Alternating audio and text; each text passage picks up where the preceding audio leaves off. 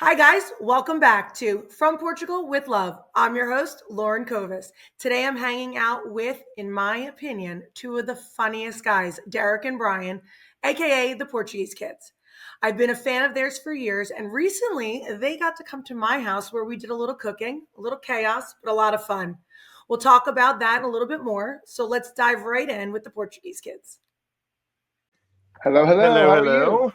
How are you guys? My two favorite tios.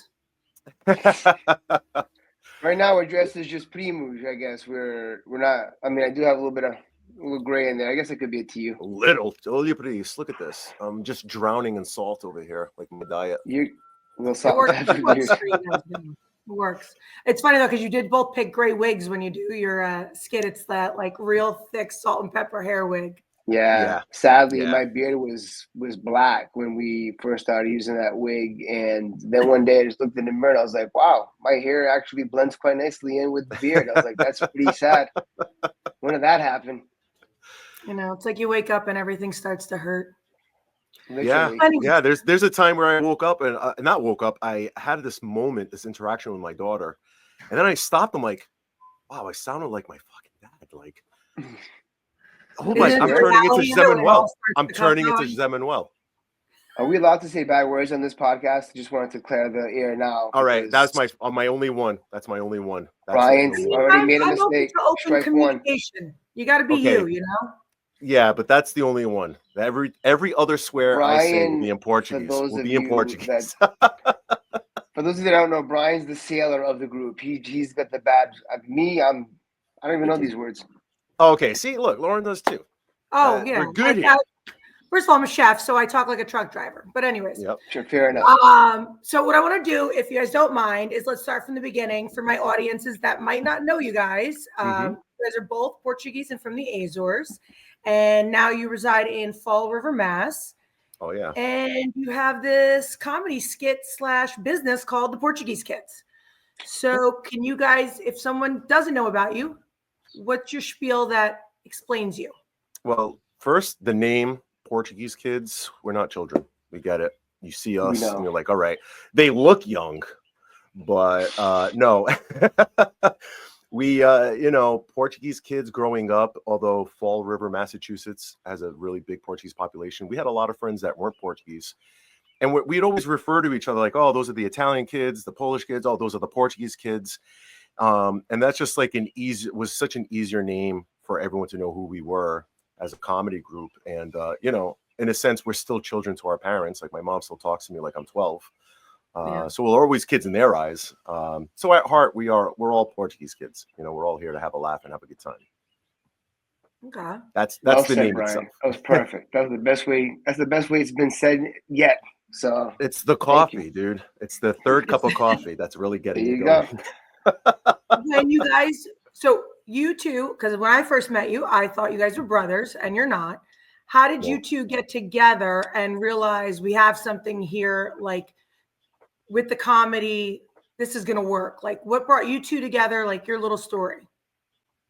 So we've always we all grew up in the same neighborhood, and at one point the group was 4 people, and we all 4 of us were literally same church, the whole 9 yards. Like Brian's grandmother lived next door to my house, so it was kind of like a natural friendship, I was older by 1 year, so like Brian and I weren't as close when we were younger as we are now, obviously. But like we all 4 of us hung out with a bunch of other people. Then we would. Brian and I specifically, and Jay, another family member, like were really the 3 1-uppers, especially in our teen years. Like anytime we'd hang out, I won't say competition in a negative way. It was like we're competing to be who could be the funniest in the room. So it wound up just being like every time we hung out, we all just have tons of laughs, and then from there. You said, how do we know we had something? It was much, much later. Like we started doing comedy as kids. We would literally grab our parents' camcorders and just film away, like, and absolutely dating us right now. You're dating us right now. Camcorder. Hey, it's the truth, bro. Listen, I don't get the gray hairs without picking up a camcorder, bro. Sorry, that's just how it goes. My first video is with a camcorder. My first cooking one is at home my dad with like on the tripod, and I made, actually it was for a school, it was a project, and I made latria, and you see the camera shaking as he's walking over to the stove. And I mean, it's just so funny because it does date us. I mean, even the cabinets in the background it's funny. I mean, when I first edited, it was tape to tape. Like when you know, we first started out, like that's how old school we are. So like in college, there was this a TV production class that I was in, and from there we found out that Fall River, where we're from, had a public access station.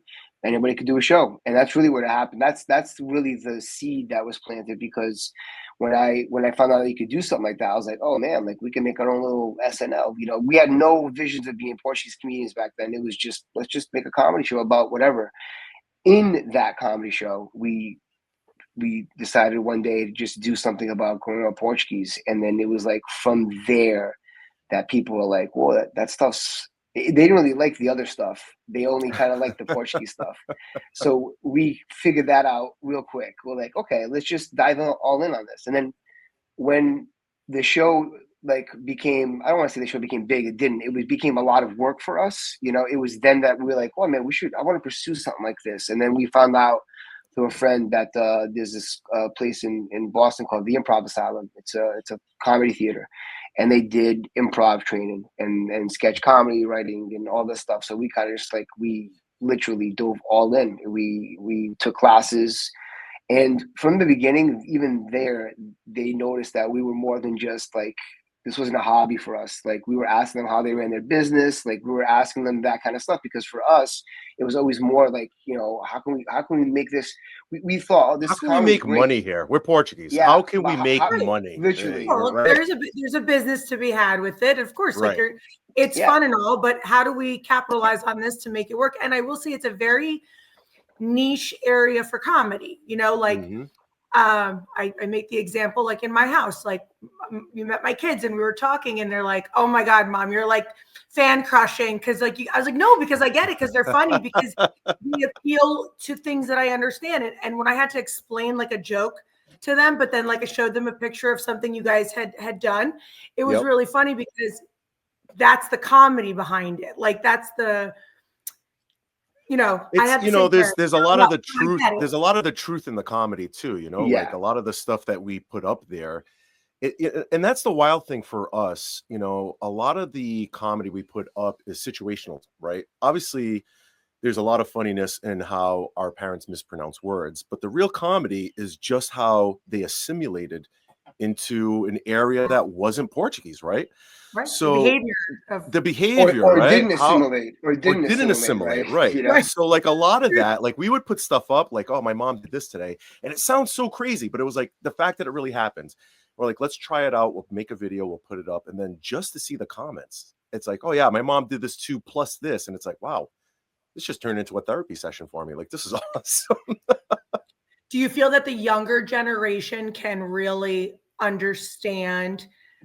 I guess so. Like I'm first American generation, right? Yep. So I get it, because you know, you did a skit where, like I said, the guy he was doing the pencil, the dad's doing the pencil, and I mean, I was in tears, because my grandfather would take he just randomly always had a pocket knife, and he would sharpen the pencil, he'd lick it, and then he'd blow on it the way you did, and put it in his pot to a T.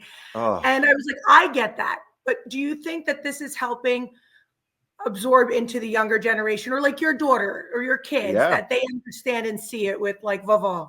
Yeah, you know, we've been doing shows now. We just celebrated our 20th anniversary this past October. Oh, wow. And yeah, it's been a long time coming. And it's a lot of hard work for sure. But even now we'll say, like, you know, who's seeing us for the first time? And we still get 50% of a new room, and a lot of people still coming back, but like we're seeing a surge of like kids, or now young adults, 18, 19, 20, who couldn't come to the shows because their parents wouldn't bring them, but now they're coming. And yeah, their parents may not be those stereotypical parents that we're doing, but Vavo and Vavu, their grandparents are still alive, and they're still giving them the same treatment that we got. They're just getting like the Disney version. Obviously, it's the PG version of our parents. Because my parents were never this nice to me. Like, and I love, but my mother, the way my mother is with my children is, I'm like, who are you? Like, where is this coming Yep. from? Yeah. It is What do you not. mean you took them to 1000%. McDonald's? McDonald's. We have food at home. I also think a lot of part of it is like some of these younger kids, they're using us as a conduit to kind of look into their past. Like everybody, I think nowadays looking for a tribe, and when they see what we're doing, they're like, "Oh man, like my ancestors or my my forefathers, that's how they were, and like this is the true immigrant experience." And a lot of people identify with that. Even look at modern day Italians now, right? Like they still love every bit of being Italian, even though like people from Italy might be like, you guys aren't Italian, like, and just like people from Portugal might be like, you guys aren't Portuguese, but we have this connection that they'll never get because like it's saudade, right? It's like this thing that we've left behind, and I think that even with further generations, like second, third, fourth generations, it's still there. It's still like this longing, and we've got a lot of young kids coming who don't even speak Portuguese, and then any Portuguese that they know, it's all from what we do, and and so in that it's kind of wild for us. We're like, damn, dude, this is nuts. But it's also like, man, this is job security.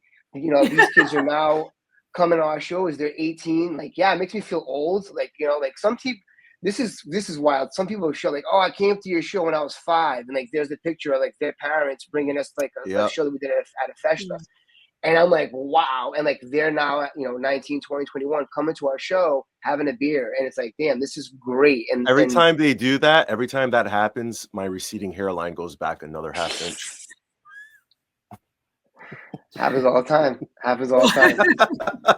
So when we talk about comedy, right? I guess there's so many different kinds. There's improv, there's sketch, there's I don't know if it's the same as like stand up and whatnot, but you guys do the sketch with I call it like young.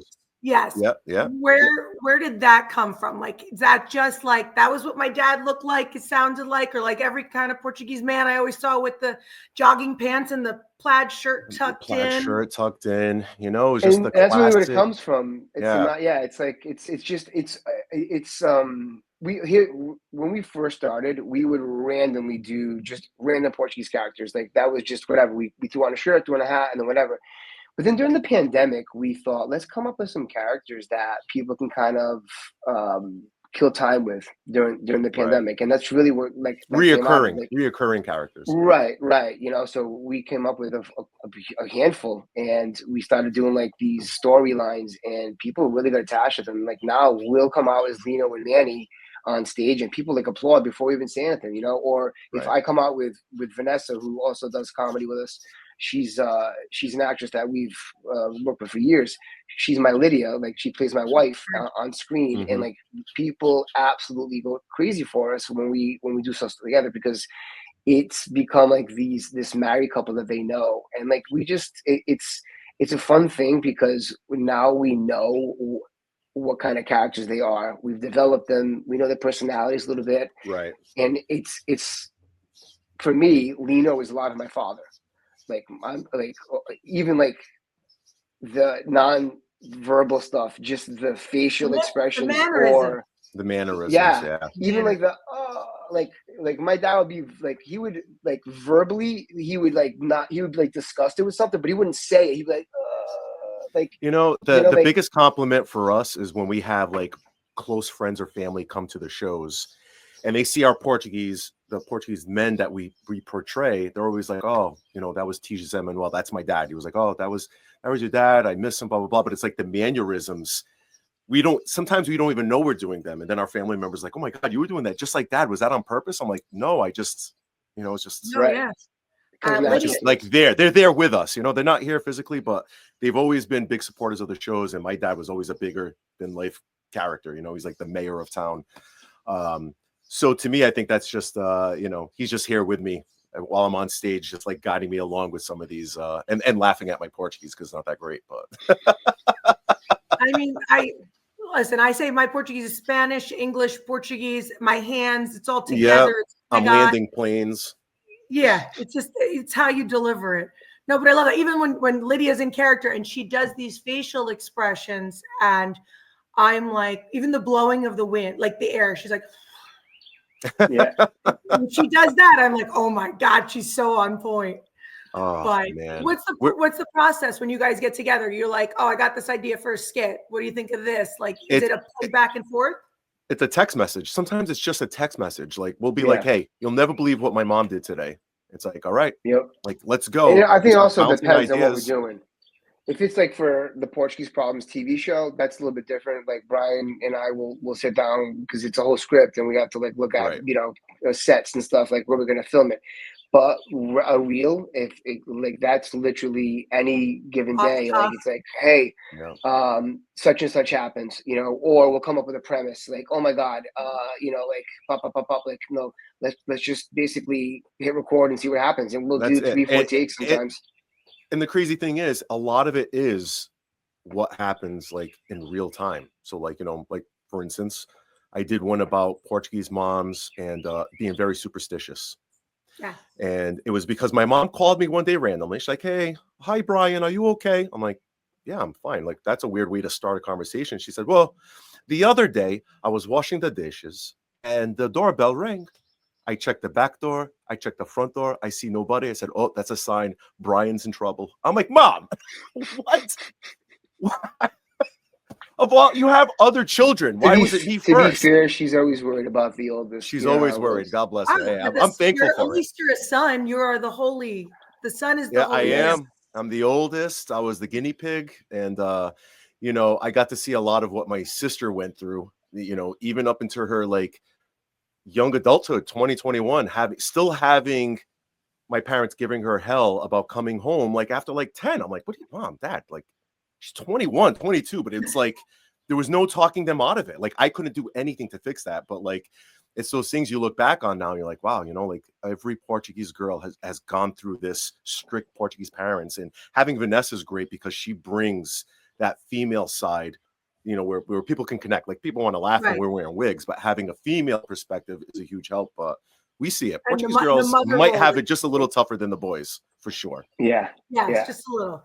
I always joke because the mother role, like my dad was kind of more a little softy with me. So my first date, I dated a guy Helder Elevator from Newark, and he was the stock boy at Ciabra's where I used to work at the register. And he Yep. came to pick me up in his little green Volkswagen Jetta. And Oh Nice. man. we all have the Jettas. Styling. My dad answered the door in his police uniform, and he Oh my God. crack some kind of joke in Portuguese, like if you break the eggs at the grocery store and how gentle Yep. you have to be. This is my ov, and I was like, Oh my oh my God. God. And then he made my sister go on the date with me.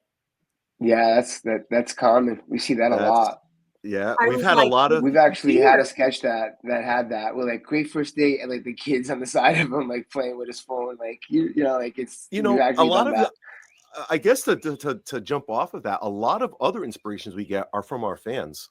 Like people will message us stories and like, "You're never gonna Yeah. believe what happened. I know this sounds crazy." And the reply is like, "That sounds normal to us. Thank you for Yeah, sharing if you don't mind." And we'll use their names in the sketch as a thank that's you, but also to awesome. give them a shout out. But we have people all the time and we always, check our comments and read along. And it's so funny how so much of it is the same because we've performed, our live shows, we performed all over North America, as well as we've been to Portugal, London, UK, Australia. We've done 3 times.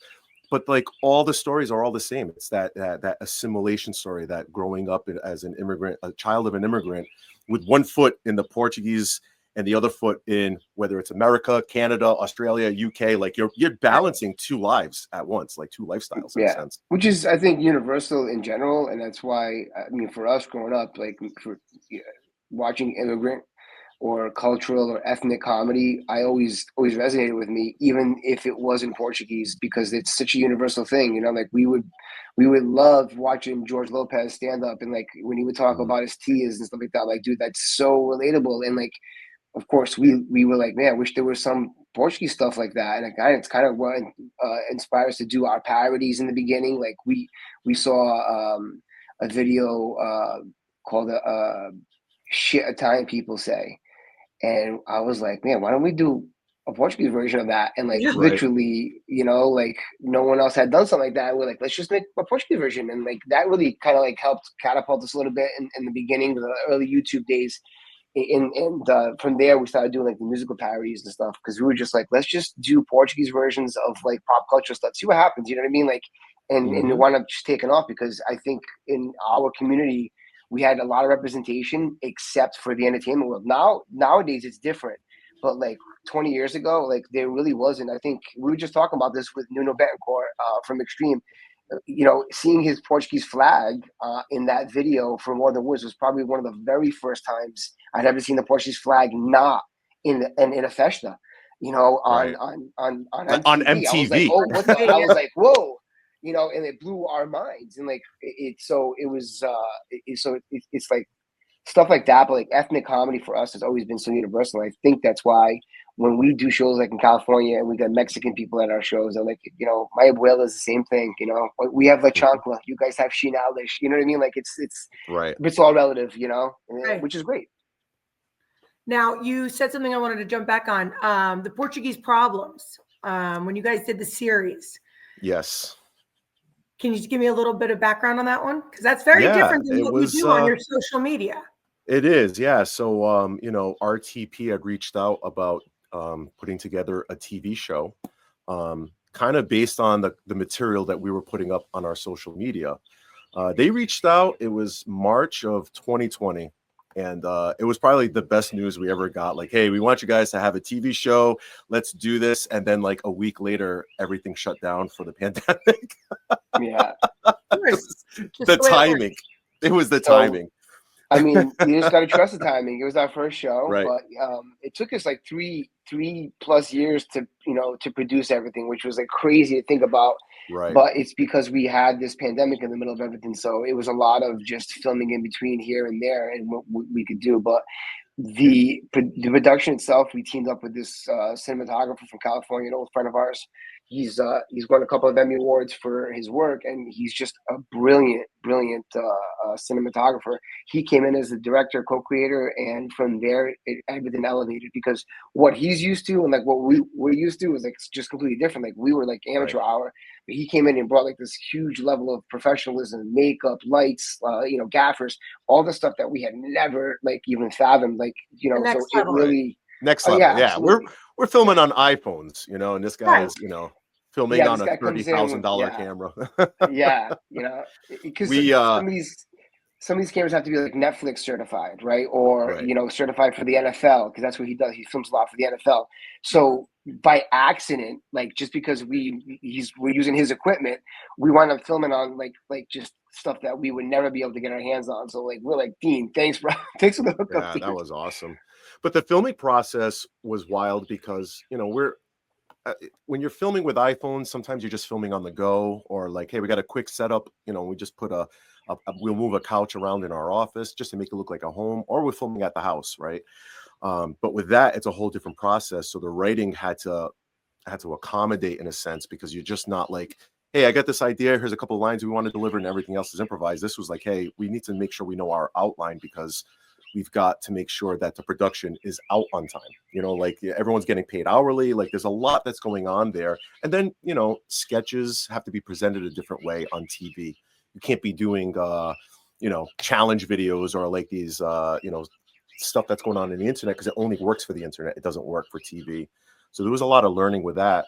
And So then the just writing like process is different for that then. the writing process is completely different. Like we wrote a sketch and we had filmed it. And then after we had edited everything, we were like, okay, this isn't this, the flow's got to be different. It's a whole Yeah, different it was situation there. a lot of like. There's definitely because comedy is really in the editing. Like the writing absolutely is the groundwork, but if you don't Uh-huh. have a good edit, like man, so it's a balancing act. And then of course sometimes what you write, you're like, oh, this is going to be great. And then all of a sudden you start filming it, you're like, wow, I envision this way differently, but because of the actual filming process and the crew, like we can't do this or we can't do that. It's like, Mhm. okay, we got to change this. Or you get there, you're like, whoa, this is a way better idea. Let's do this instead. And then all of a sudden you Right. abandon your whole premise. So it was a lot of that, but And, it and was and then fun needing and exciting. and we needed sets. You know, like we needed to film on location a lot because, again, when we were filming at the office, the set could look normal because we're using characters people know. But we're like, we're like, all right, we need a store. We're not going to green screen it like we would do in the office. We would have to find a store and go film there, or we'd filming at our parents' house. And we filmed at my mom's house for one of the sketches. And I'd shown up and she was like, hey, I just put the baby down. I was like, okay, you put the baby down at Tia's house? She's like, no, he's upstairs. I'm like, no, Mom, we have like 15 people coming to the house. Like, you got to get them out of here. Like it's going to be loud. It's going to be a lot of people. Babysitting services are babysitting shut down. services. But she's so used to the way we film.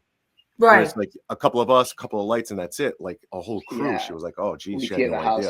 So yeah, it was definitely a cool, definitely an awesome learning project. Experience. Yeah. Well, the learning curve of it, yeah. Yeah. Yeah, and which is great because now we feel like we're prepped for that stuff. Because again, not only in front of the camera but behind the camera. We're working on season 2. We're working on it. Like nothing official to announce, but we're definitely putting the wheels in motion. What was your favorite one of Portuguese Problems? Because I enjoyed it. My favorite episode, just because it was just out there for me, was the Portuguese soap opera that we did, where I played the sister and the twin that was sleeping with the husband who was in a coma. That's some telenovela, The telenovela, right? And I was like, I remember writing it down. I'm like, okay, I don't know if this is gonna work. Let me read it to Derrick. Derrick read it and he was like, it's funny. Like we want to make sketches where people can relate, but there's also some fun to be had with things that we watch. Yeah, and I think bring that, Yeah, and Brian, that's a good point. Like that's one thing that we wanted to also like be very like focused on. Was like we wanted to give people what they expect from us, but at the same time, we wanted to kind of like we're creative a little bit and kind of like we did. What would happen if a Portuguese duo off the boat, Portuguese dudes, started a country band? Boom. And then we wrote a country song, right? Like literally, Brian and I sat down one night and just wrote this country song. Yep. Brian's wife has a cousin who's married to a musician in Texas. We hit him up. I'm like, hey, can you do slide guitar for our song? Boom. Now, and all of a sudden we got a video. Joey Medeiros, who's a really good friend of ours. Yes, very popular another artist. singer. Helped, and he threw his hands in there too, which was great. And then Dean, our cameraman, had a friend who owns a ranch out in California. So isn't it amazing how it all comes together? Yeah, it really. It's also very stressful because, but it's all very stressful in the planning of it because it's like, hey, we need to film this sketch that needs this, and this. Like, where do we get it? And that's where it's like the scrambling, and we're trying to see if we have someone that knows somebody. And some sketches just didn't make it because we just didn't have the resources to make it happen. But everything else, maybe what you saw, season 2, yeah, we'll see what happens. Season 2, bigger and but better. Even, it's just nuts. Even like makeup, we're thinking like, just something basic. But there's makeup, and then there's makeup for 4K filming. There's a whole different, if I got to like for HD, and oh man, I'm getting beat up. We got the bruises. It was definitely way more than we've ever. But again, I do it all over again, but much more streamlined. Without a pandemic, would be much more desirable, which is what we're hoping for season 2. Yeah, no more pandemic. When you look at both avenues, from doing on the cuff, like reels, like Instagram, versus like set planning and all that, where do you feel more natural? I'll be honest with you, I feel more natural on stage. I feel like my most natural. I feel like where I'm happiest is definitely on stage. Like I love the video stuff. Obviously, people love it. We got great feedback, but there's just nothing like the feedback you get from being on stage, especially if it's like an improvised scene, or even something you wrote. Like you wrote that. You're like, this line's gonna hit, and then boom, it hits. You're like, I knew it would. So it's always feels good, and then it's a hell of a dopamine to get that. Yeah, it really is. It's a high, and then it's done.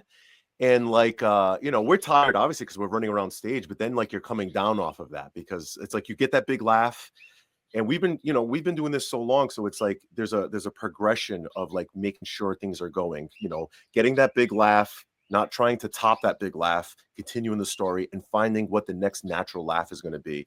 And once you get that going and the crowd is with you at the end of the night, you're spent. It's just like a weird, like, poof, you're coming down off a high. That's really what it is. How do you pick up if you flop on something? Like, because I know that sometimes I make a mistake, but what do you do so fast to like recover? Or do you look at each other if you're doing something together and be like, well, we'll help each other out. That whole idea with improv, the biggest thing is making sure that you're helping the scene, not yourself. What you can do is help the scene. Because if I'm helping my scene partner look good, we're all looking good. If he's doing that for me and I'm doing that for him, we're taking care of each other. So like if a joke's not hitting, I know a joke's not hitting. I'm like, okay, let me just slow this down and let Derrick come in. Maybe he has a better idea that he can pop on, and then we'll work with that. So we do have some stuff that like flops, like sketches. If a sketch could start a certain way in January, and by December, it's completely changed because a certain joke didn't work out, jokes were better, and then like we improvised something in the sketch, and now it's like it's blossomed into something better. It's still good. Which is funny because when we went to go write some stuff for Portuguese Problems, we write these sketches, and we thought, look, there's a lot of sketches that we no longer use on stage that would be amazing as sketches for the show. And then we went to go look at the sketches, and we're like, what the hell? Like they all of them, every single sketch that we had in our archives was just completely different than what we ended with. Like, we're like, whoa, that joke's not in that. Wow, that joke's not in that. Like, oh my God, like I can't believe that we wrote this, and we thought this is great, but like look how much better it became. And that's another blessing of being on stage and doing so many shows, is that you can develop these things. Just like a stand-up comedian does his shows, for months before he films his special. That's what we're really doing in essence. Like we're practicing these sketches on the road, and sometimes we'll see something like, okay, that's 2 shows in a row that didn't get a good laugh. What can we do? Let's fix it up. Let's tweak that. Everything else is getting hits. Like that's that one thing. And then as far as like making mistakes, 99% of the time, they don't know you made a mistake, like, especially if it's a sketch, like we forget our words. That's happened like over the years. Like, oh my God, like you have so much material. You write a sketch, sometimes you forget a line, or we'll pull out an old sketch and like halfway through, I'm like, oh my God, we probably should have rehearsed this before we did it because I forgot a line. But we're there for each other. Like Brian will remember the line and he'll like either suggest it or, if Brian forgot something, I'll circle back. I'm like, hey, what about this? Oh yeah. And then boom, like, the audience doesn't know. It's all about helping each other on stage. It can't just be you, and it's a team on stage. So it's like, we gotta it's all about making sure that everything looks good. The product looks good, because we're giving everyone a product, really, Stand up, you're on your own. Stand up, you're by yourself, and you got to like work that on. But like the two of us, we're lucky that like we're on stage together, and we're both making sure we both look good on stage, and that's how everything comes together. We're there for the product, not for ourselves. Can't be selfish. And you feed off the energy of that crowd. Just like if you're doing stand-ups and you're doing crowd work, or a skit, and you get someone chuckling but not the other person, you can kind of feed off energy and play 100%, that in. 100%. And honestly, energy plays a lot into it. And like we've over the years, we've had to deal with that a lot, because a lot of the shows that we've done over the years have been at like places like Portuguese halls, and all due respect to these Portuguese halls, a lot of these places, they don't run well, so like they'll do dinner, and next thing you know, it's 10 o'clock before you're on stage. They're full. They're tired. They've been there since 6 p.m. They're drunk. They've been drinking. Yeah. So the vibe's different at times, and you have to fight that. And sometimes it's not always easy, but you got to do it. Like you have to and sometimes like you'll lose them. It's because the alcohol. And especially in the beginning years, man, we didn't know any better. So we just kind of let people that were booking us kind of run it all. But like once we started to see like that affects our product, like how people they don't blame the club for any. They blame you, no. They blame the acts. They blame us. As a matter of fact, someone actually commented the other day, I swear to God, they're like, these guys suck. They never start their shows on time. And we laughed so hard at that, because I was like, dude, first of all, I don't know how many shows you've been to. I was like, that's not even our fault. 99% it's the Portuguese time. Portuguese time. It's Portuguese time. Exactly. Every time. Anytime we start late, it's their fault. Right. And you guys, well, it's funny because you said the Portuguese halls, and I was explaining this to my kids. The last thing that I love that you guys had done or you do is the Portuguese wedding, which is like Yes. that play off of the Tina. What was it? Italian thing? It was like Tina and something. There's a couple of Tina. 20 Tina's, and that was Oh, the like yeah. off Broadway, and then there was Joey Maria's, which is what we had in Massachusetts, and that was like done by Dillstar Productions, and that went everywhere, and then that's where we kind of heard of it. So Right. the Portuguese wedding, I was explaining it to my older son, and now my kids have never been to a wedding, and I didn't really put that into perspective because I had been to so many weddings as a kid because Right. you always went to the family wedding. Well, you And had a big family. right. And There was and weddings there was all no the time. babysitter because grandma was there and your aunts were there and your parents. So when I watched Nowadays, most kids aren't invited to weddings. no, yeah, 16 or 18 and under are not Yep. included. But we would love like the bread basket with the lemon up and the Coca-Cola on the table.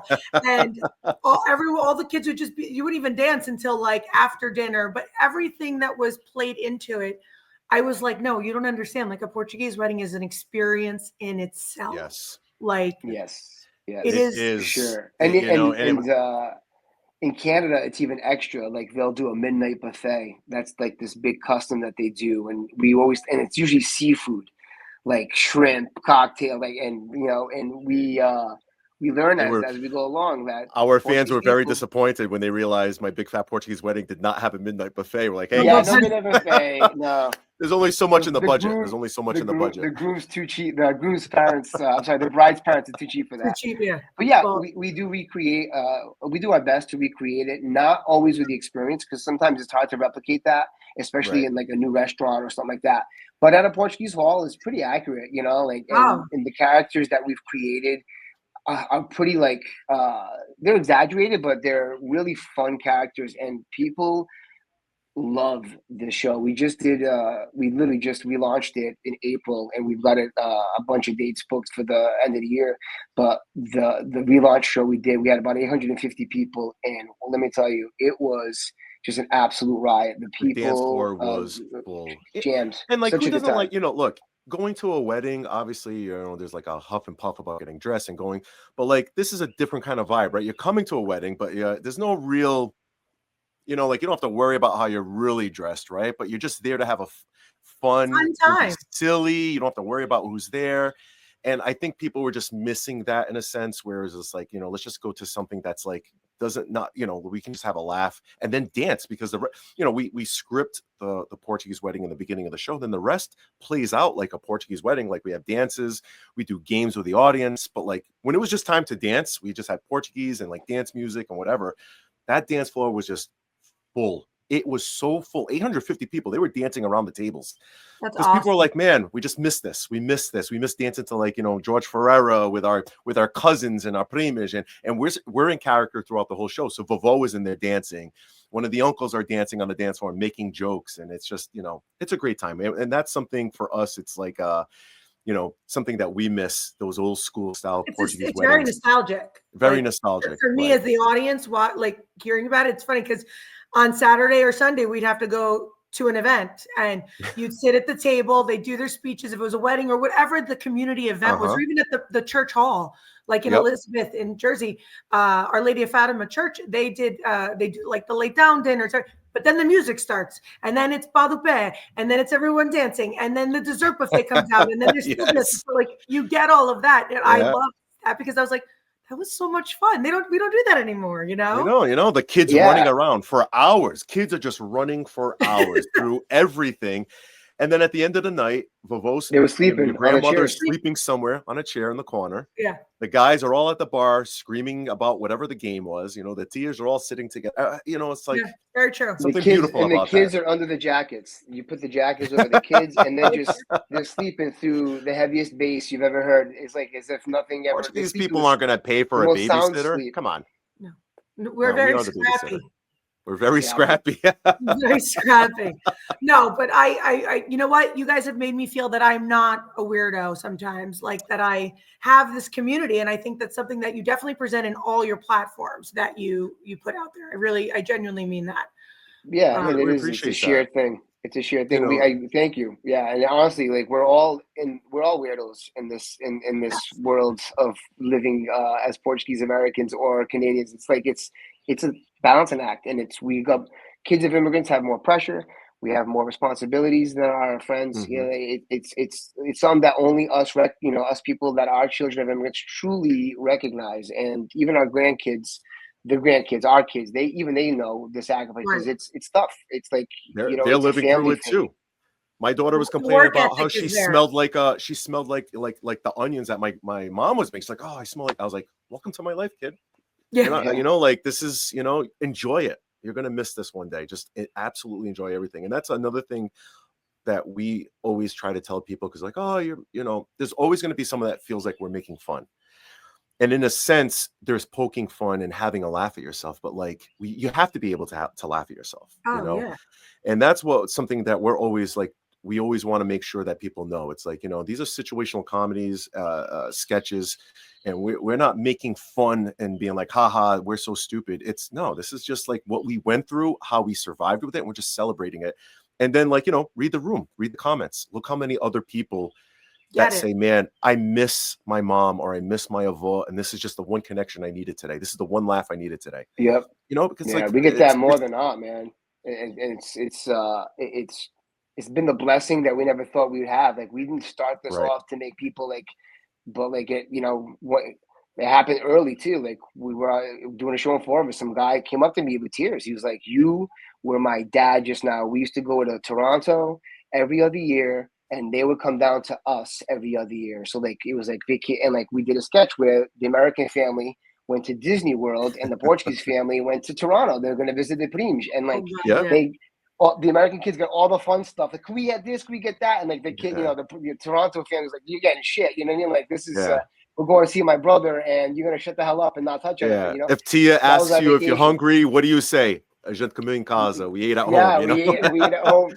That would never work anyways. She'd still have No, you would still get fed. You would still get fed. Yeah. That's how it is. Portuguese people don't want you to talk bad, like, oh, they didn't even feed us. No. You're gonna eat. Wow, cool. Yeah, you're gonna eat. But you have to say no. It's just it's a thing. It's a whole song and dance, you see. No, you can eat, but you must refuse first. You must refuse first. Right. It's like, who's gonna pay the bill at the table? That's the opposite. Man, I'll tell you, Portuguese people will fight to the death to pay for that bill, man. Like we see that a lot. In my family, oh my God, my mom will literally like kill the waiter if she doesn't get that bill. You know, I won't fight. I'm like, oh, who wants to pay? You can take care of it. Thank you. So I do this little thing called a quick fire round, and it's like 4 questions, either or, this and that. So I want your opinions on it. Your mother's favorite weapon, a Chanela or the wooden spoon? Hand first, and then probably the Chanela, because the wooden spoon, she was cooking with it, so she didn't want to waste that on us. No, I got it. She washed hers right after my ass whooping. She washed it. Didn't they have amazing like reaction time though with whatever was around? It was just so quick, whatever was there. Very quick. If you saw the tongue roll, you knew you were in trouble. You're like, uh-oh, here we go. Were the sofas covered in plastic or were there beach towels on your car seats? Yes. Ooh. So yeah, we only on the couch in the parlor, the second living room. Oh yeah, nobody was allowed into. Go in. The room that was covered. That was covered. Go. The museum, the museum room, as we call it. The museum, only for visitation on the holidays. The plastic covers my grandmother, and then the curtains that look like doilies with all the lace shed on the bottom. And then my mom has those. You're talking about. So the best, the one that the skit you guys did where tell me you're at Vovó's house without telling me you're at Vovó's house. Yes. It's the Our Lady of Fatima. We have that with the little Jacinto and Louis, like all on the bottom. The kids who have there. The communion picture with the silhouette, like the silhouettes. Oh, we see it all the time. Like we have ours where it's like me praying, and then my mom had me Photoshop to watch myself pray. I'm like, Mom, one would have been and fine. like not to mention the religious statues. Like my mom would have like horrific, like Jesus crying tears of blood. I'm like, hanging on this is mortifying me right now. In the bedroom, like, how are you guys getting it on with all this Jesus in the room? God bless you. Okay, bifana or prego? Prego. prego. Yeah, With Different prego price on mustard. that. with a pimenta, like a nice Mhm. big thick pimenta on there. Oh, good to go. Yep. Yeah, it's all Although about I the was gonna bread. say I Chopstick. love a good bifana, but sorry, go ahead. I have to have bifana. Okay, so I'm a bifana with onions. I like onions Yeah, on my me too. bifana, but some people don't. Oh, see, I like it on Yeah. both. Anytime. Prego too, I do the onions. Yeah, And we you know, there's something about the Portuguese mustard. It's like a different level of vinegar oh in it. yeah. Yeah. I'm not a mustard guy personally on the bifana or the prego, but I've had them in both. I actually like it in the bifana more than prego. Oh, For me, the prego, I best is just like a chorizo sandwich, you know, like a Oh, chorizo with with yeah. mustard. mustard. Game over. Now we're Game talking. Yeah. over. Give me that acid reflux. Yeah. Kill me slowly inside. Yes, please. Do we put Portuguese way. cinnamon on our pastel nata? Always. Yes. Always. You know what I really liked, and I had it when we went to Portugal? The port wine on them. They were warm. And this little old man Okay. goes, oh, he put a little bit of port on it. And then he took the cinnamon. And I was like, I've had the cinnamon and I love the cinnamon. I love them warm. But I loved it with the port wine. Was it a lot Yeah, or just like a No, like a splash little of it? splash. Really? I Yeah, prefer it's really good. yeah. To me the perfect way, and I shout out to Joey Bats, is powdered sugar Wow. and the cinnamon. Oh, I That's never how had it I with do it. powdered sugar. Powdered No sugar. That's the way way. to Oh go. yeah. Yeah. You Especially when put you those go two in a together, bite just a and you little breathe dash. in by accident. Amazing. Well, that's the one thing we all can do as the Portuguese community is talk about food. Is Of course, we all have an opinion on it, that's for sure. As we know our friends Well, I'm in the sure you food know more community. than us, Lauren, because like you Yeah. putting yourself Everyone out I'm sure has there something to and say. you're cooking, everyone's gonna have an opinion and they're all gonna tell you I this do is it how. this way. And and sometimes like that's just Portuguese people. They just got to let you know, but sometimes it comes off a little too much, right? And it's like, right. and we always tell people that are like in social media or starting in social media, if they always have, like the first thing we always tell people, it's like you got to develop a thick skin because Yeah, everyone's going to have an opinion and they're all going to let you know whether Oh, it's yeah. a nice way or a really harsh way. So it's like, but I'm sure with food, you must get a lot of comments about recipes and how to make it and. I get a lot of questions, and it's what's funny. The biggest thing I see is the different areas that people are from in Portugal, how that affects the cuisine so much. And I Right. was talking to my mom like about you guys, and when certain words like the Azorians, the accent is very different from where my parents and like my grandmother lives and my mom came from. Like very different accent from the mainland, and that also reflects in food between the way they cook certain things first. Like a prato de cozido can be done so many different So ways. many ways. And at the end of the day, it's a plate of boiled meats and sausages with carrots and potatoes and cabbage. But you take it from the north to the south to the island, is going to be very different. And so that's Some time. add carrots, sweet potato, some will do right. masala, chorizo. Like they're so right on that. And even you're saying mainland and Azores. Guess what? Even within Azores, one island will do it this way, and Right. another island will do it that way. So it really is like it's super regional. Like we've I had think dishes that's that the have beauty. cinnamon in it, and I'm like, this is different. Like cinnamon in meat. Like okay, Oh, that's right. I think that's the Yeah. beauty Right. of our culture. Is like you can have a plate and it's made so many different ways that you can enjoy it so many different ways based on what freguesia or village you're going to in Portugal or in the islands, like cinnamon in meats, for example. Right. It's like we're so creative that like you can have this creative plate made so many different ways, and they're all great. Never like your And mom's though, but never like your mom's.